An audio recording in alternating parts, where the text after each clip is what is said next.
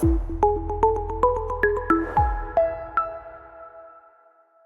and welcome to today's Tuesday Tip. I'm Pam Kazlauskas, and today we're going to be talking about building a safer community at your property.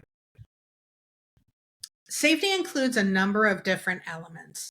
It's going to include your policies, management engagement, resident engagement, and community engagement, which involves police, neighbors, and other agencies. Safety is a cooperative effort. It doesn't happen in a vacuum. It's not just management or just the police.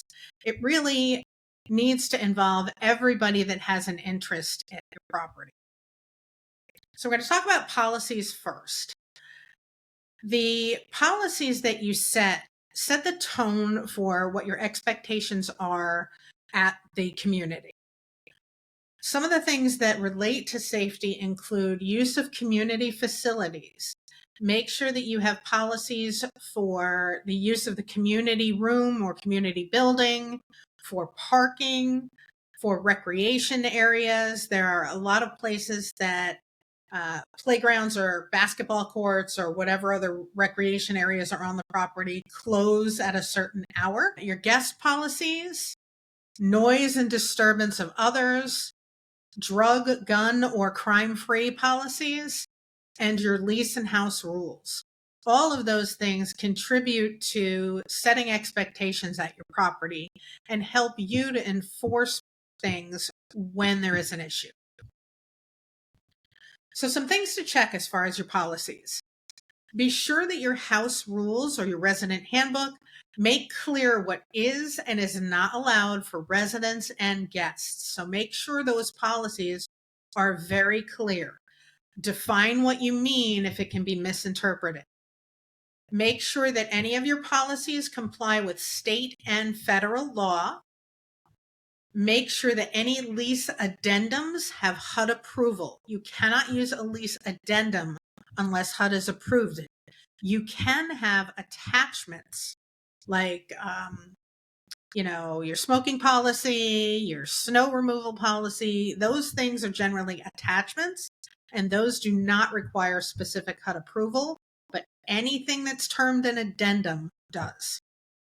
Make sure you put relevant information as well into the tenant selection plan. So policies on firearms, policies on marijuana, those things should be in the tenant selection plan as well, because based on those policies, sometimes people won't apply and won't look to move in if they know a property's policies are not going to match with their lifestyle. Management engagement. It's really critical that management be actively engaged in the community. And that means talk to your residents, know who should and shouldn't be on the property, walk the grounds, make sure that curb appeal is kept up. People are more invested in a community when it looks nice. Make sure you consistently enforce the lease and the rules.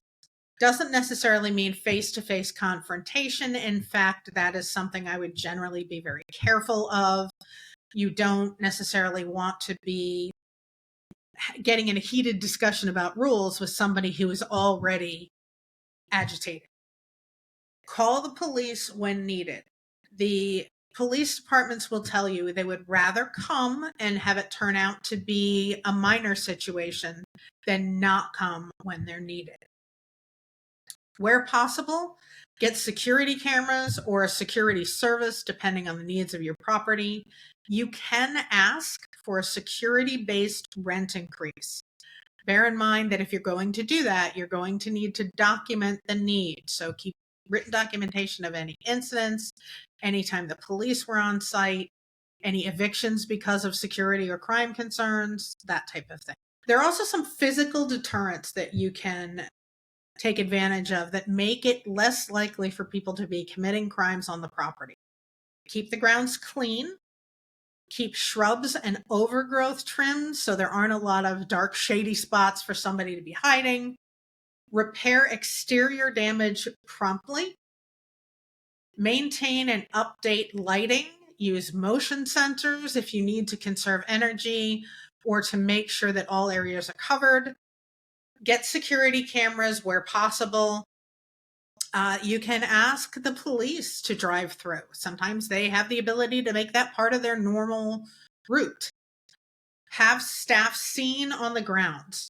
Do a daily or a weekly or whatever it is walk through, depending on what your staff role is. Neighborhood watch signage. If you have a neighborhood watch, make sure there's signage on the property indicating that. And make sure you promptly remove any abandoned or unauthorized vehicles. So resident engagement is also critical. As you know, if residents aren't invested in something, we can say it a million times and it's not going to happen. Make your policies clear regarding guests, crime, drugs, and VAWA protections so that your residents are aware we are interested in protecting them and making the community a safe place. Involve residents in their own safety. Ask them about starting a neighborhood or a community watch. Make it clear that you want to hear from them if something happens on the property. And when you hear from them, act on it. Protect their confidentiality where possible, but don't promise them you won't reveal their name if you know you're going to have to. If I'm filing a police report, I'm going to have to tell the police where I got the information. Make it clear to them that if you're going to make this a safe and happy community, everybody needs to be invested in that, including them. Neighborhood and community watches are great ways to involve the residents in their own community safety.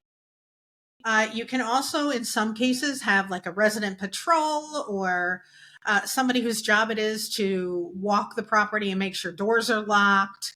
You don't want them acting as security staff, but more as kind of your eyes on the property. Community engagement. So we've got management on board, we've got the residents on board. What are some of the other resources we can bring in? Involve the police. There have been cases where sometimes they're away from the station and need a safe, warm place to complete paperwork. Sometimes you can offer that they can use their community room if they need a quick place to stop in and use a restroom or fill out paperwork. You can rent a unit to a police officer. There are provisions for that in the HUD handbook. You would need to set a rent, sign a lease with them, but sometimes just the presence of a police officer living on the property is going to deter crime. Discuss any issues with any interested parties. Invite them to meet with residents. So you could have a community meeting with the police officers where they talk about neighborhood crime and crime prevention and safety tips. You could have a meeting with the social service agency and the police and maybe the head of the residents organization to talk about what cooperatively can be done to keep the property safe. Crime prevention with children, there are certain programs that you can take advantage of that aim to prevent children from getting involved in gangs or other criminal activity.